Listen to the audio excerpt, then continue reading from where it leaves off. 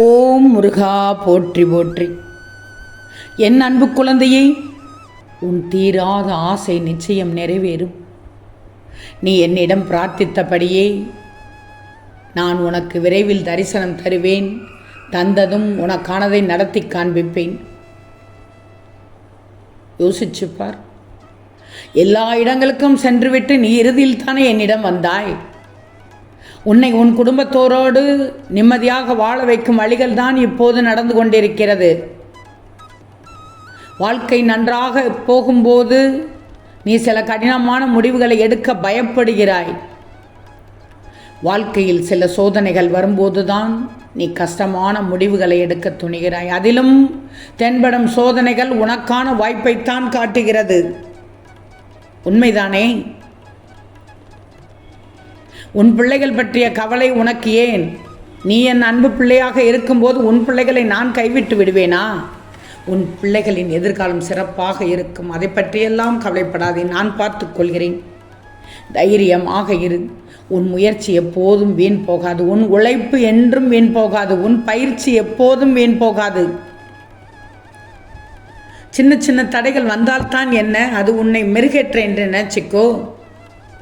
புதிய புதிய உத்திகளை கண்டறிந்து வந்து கொண்டிருக்கிறாய். கண்டிப்பாக வெற்றி பெறுவாய். உனக்கு துணையாக நான் இருக்கிறேன் தங்கமே.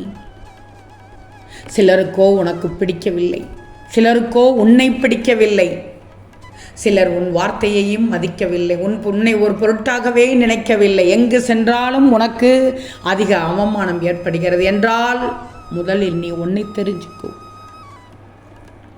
அதீத நல்லவனாக இருக்கிறாய் என்று உன் நல்ல மனதிற்கு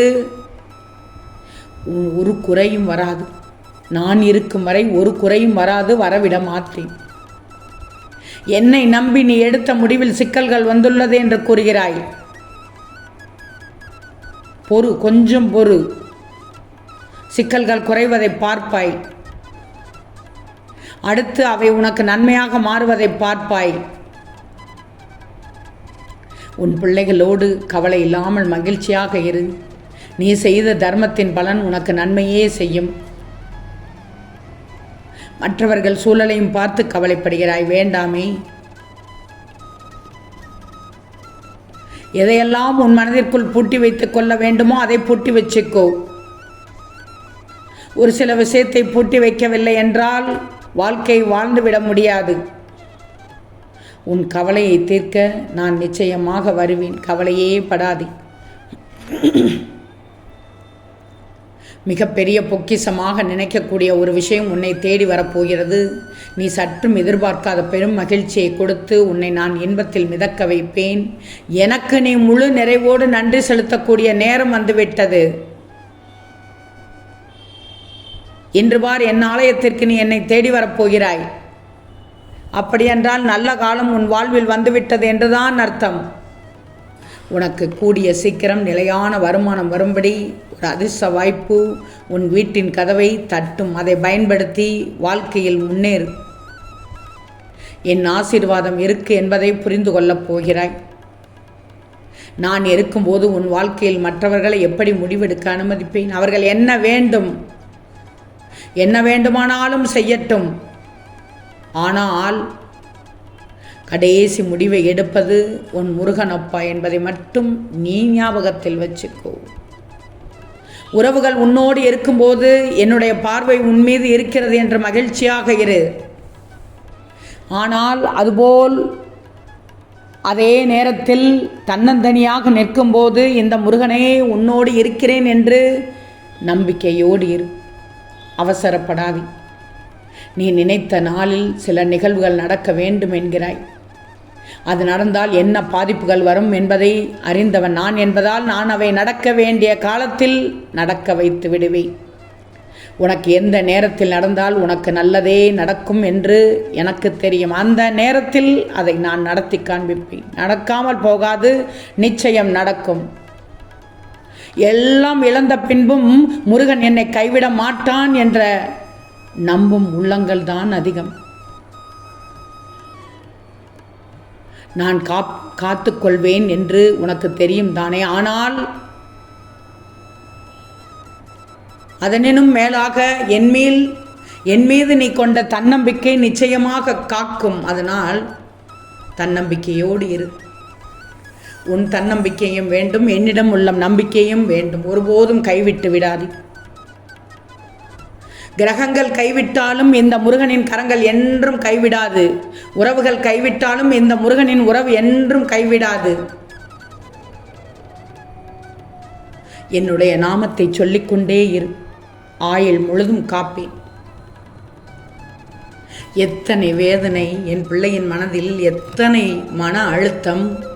இதிலிருந்து நீ மீண்டு வந்து விடுவாய். கவலைப்படாதே. காலம் ஒவ்வொரு துன்பத்திற்கு பின்பும் கண்டிப்பாக ஏதோ ஒரு மகிழ்ச்சியினை ஒளித்து வைத்திருக்கும். 3 காலமும் அறிந்தவன் இந்த முருகன். இனி நடக்கப் போவதை பார்த்து பிரமிக்கப் போகிறாய். உன் வாழ்க்கையில் நல்லது நடக்கப் போகிறது. உன் மனதை புரிந்து கொள்ளாத உன் வாழ்க்கை துணை உனக்கு அமைந்ததை எண்ணி வருத்தப்படாதே. அவர்கள் உலகம் மிகவும் சிறியது. அதனால் அவர்கள் எண்ணமும் அவ்வண்ணமே சுருங்கி உள்ளது. அவர்களுக்குள் ஒரு நாள் ஆன்மீக முன்னேற்றம் வரும். அப்போது அவர்கள் தன் தவறை புரிந்து கொள்வார்கள். புரிய வைப்பேன். உன்னுடன் தான் நான் இனி இருக்கப் போகிறேனே. நான் பார்த்துக் கொள்கிறேன். உன் அன்புக்கும் பக்திக்கும் ஈடு இணையாக நானே உன் அருகில் இருந்து உன்னை பார்த்து கொள்ளப் போகிறேனே. என்னை ஆனந்தத்தில் மூழ்கச் செய்து என் பிள்ளையின் வாழ்க்கையில் இனி இருள்படாமல் பாதுகாப்பேன். பயப்படாதே, நான் இருக்கிறேன். முடிந்து போனதை நினைத்து தயவு செய்து வருந்தவும் வேண்டாம். வரப்போவதை நினைத்து கவலைப்படவும் வேண்டாம். நடப்பவை அனைத்தும் உன்னை பலப்படுத்தத்தான். தெரிஞ்சுக்கோ